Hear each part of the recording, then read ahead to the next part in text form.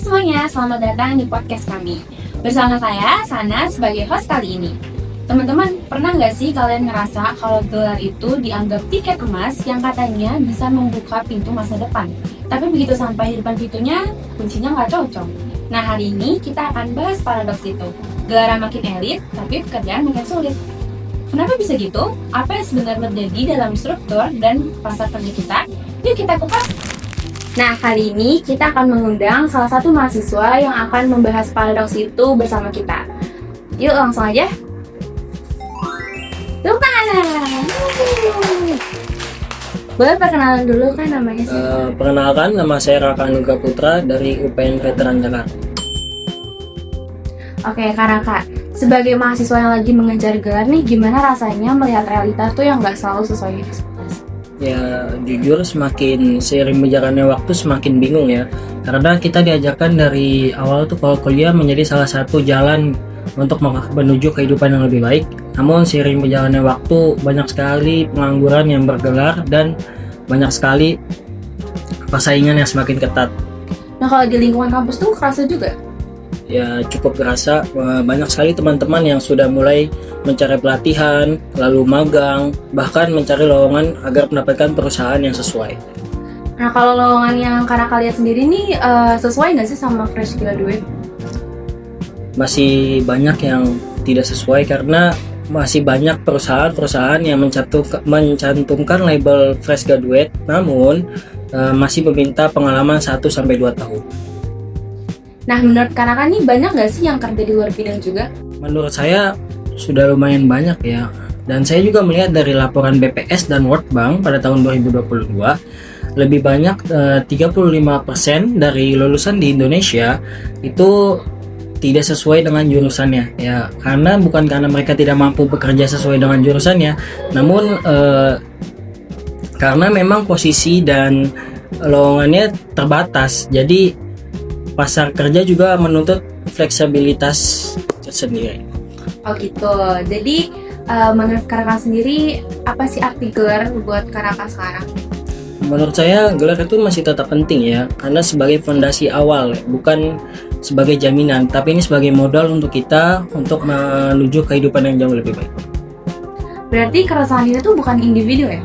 Ya, saya rasa bukan hanya saya sendiri, banyak sekali mahasiswa-mahasiswa yang merasakan hal ini.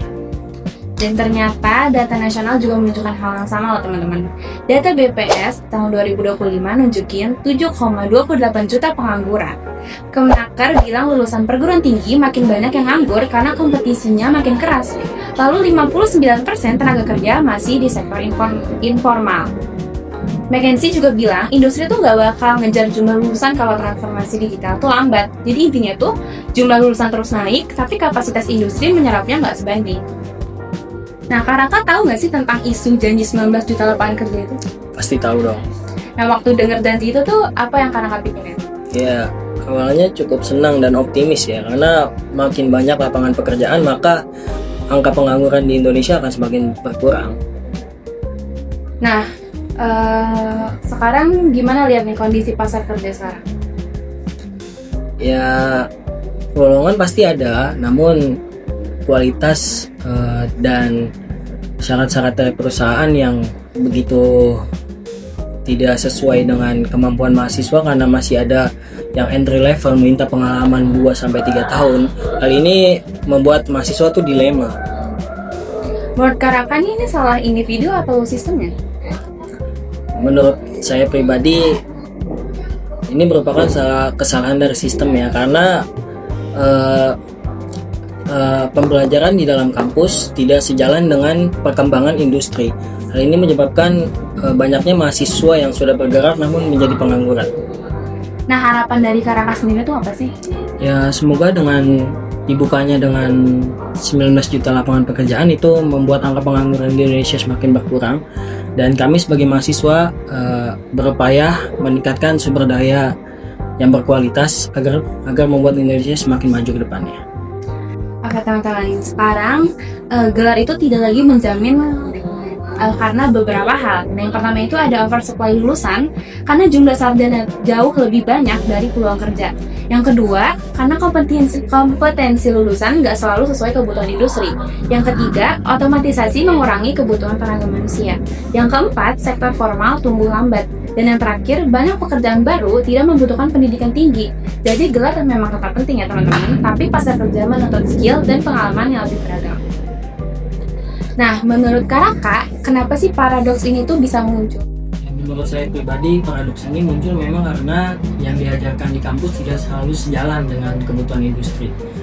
Dan saya juga membaca dari World Bank pada tahun 2022 bahwa mahasiswa tuh memiliki ilmu, tapi belum tentu cocok dengan kompetensi perusahaan itu sendiri.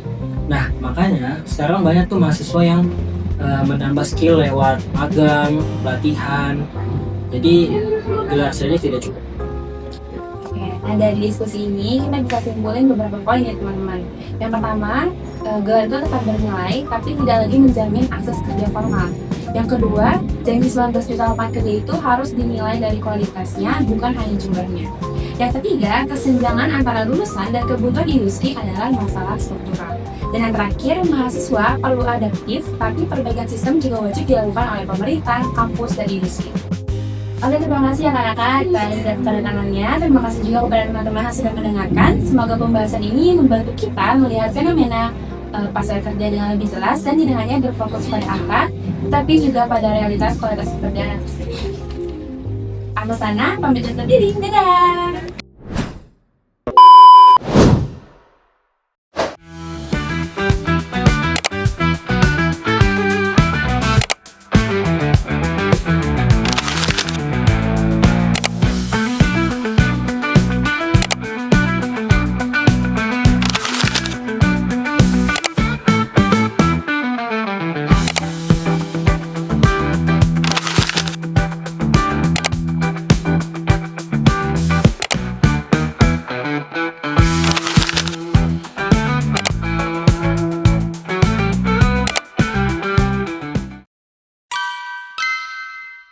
Thank you.